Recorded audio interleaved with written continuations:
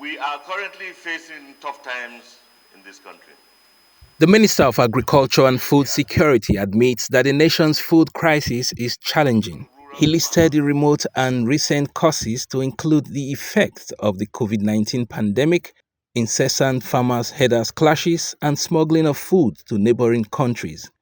With food security topping the 8-point agenda of the Tinubu administration, he highlighted dry season interventions. Maize is not as much as rice in the dry season, but we intend to cultivate about 55,000 hectares, which will impact 110,000 farmers and a yield of 220,000 metric tons.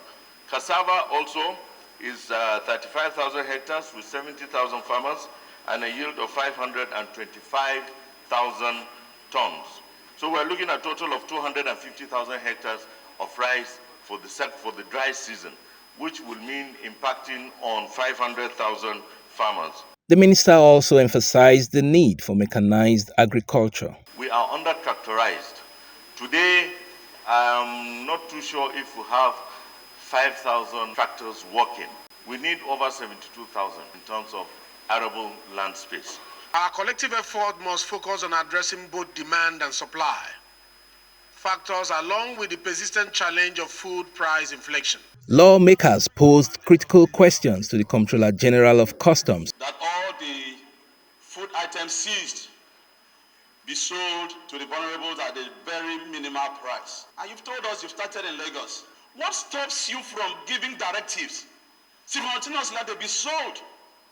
One wait for Lagos to finish before you come to Akwa Ibom, before you go to Abia State, before you go to Kaduna. We felt that we needed to put in a plan, run it, and take some learnings from what we did in the first instance. You need an exit plan to explain to so many other people who are waiting to collect bags of rice.